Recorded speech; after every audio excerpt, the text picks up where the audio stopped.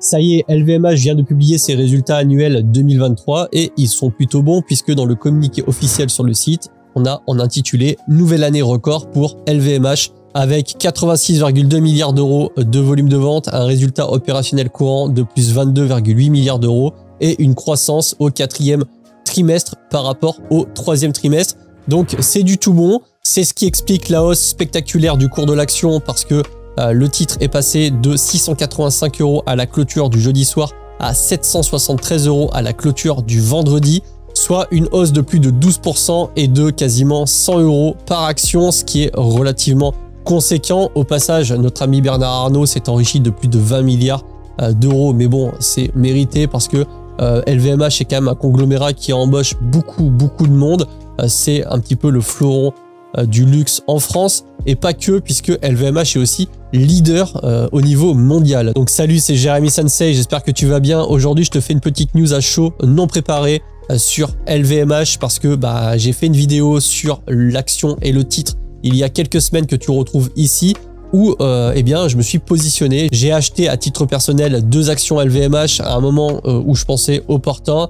Je te le rappelle, moi j'ai acheté à 669, j'ai acheté dans ces eaux-là parce que Bernard Arnault venait de renforcer ses positions et puis j'ai trouvé intéressant de me positionner. LVMH est une société qui est relativement solide de mon point de vue. Vraiment, il y a une multitude de marques qui opèrent à l'international et je suis assez bullish sur le titre. Pour moi, c'est évident qu'à terme, l'action LVMH dépassera les 1000 €, mais ce n'est que mon point de vue.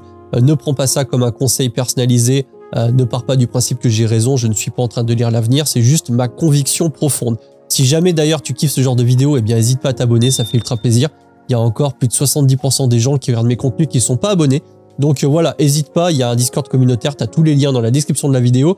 Et donc, on va revenir un petit peu plus précisément sur les chiffres de LVMH parce que quand même, on a un tableau des chiffres clés.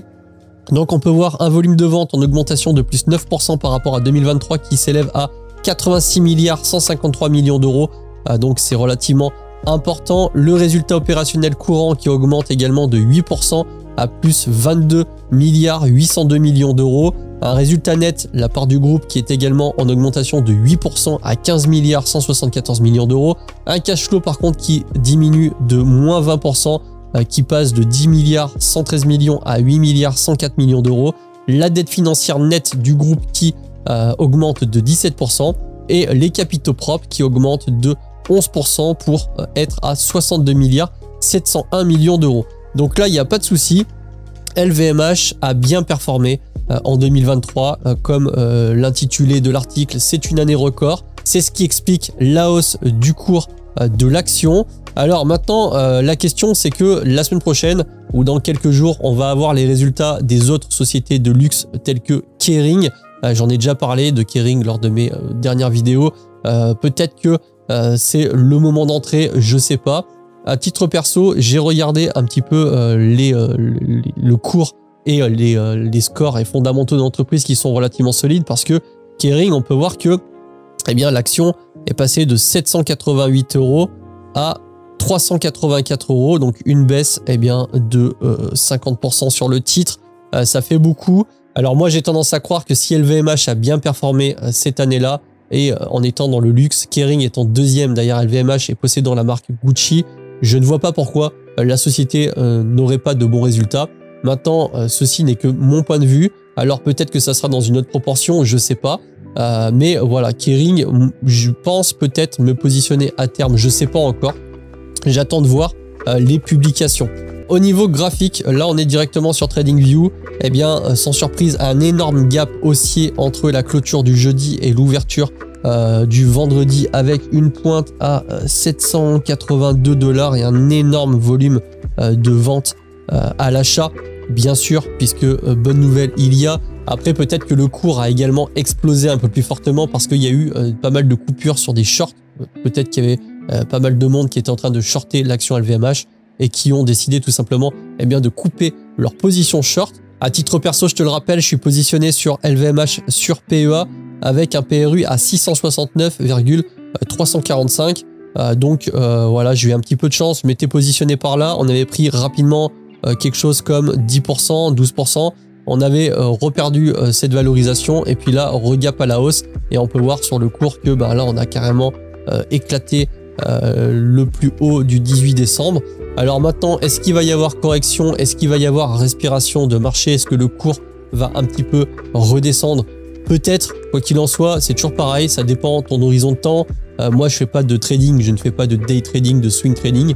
Je suis positionné long terme, j'ai décidé de prendre du LVMH dans le but de garder ces actions-là parce que j'ai aucun doute en Bernard Arnault et en la gestion de son business. Alors après, oui, le jour où Bernard Arnault n'est plus là, on en reparlera, mais rappelle-toi, sur Apple, on aurait pu se dire la même chose.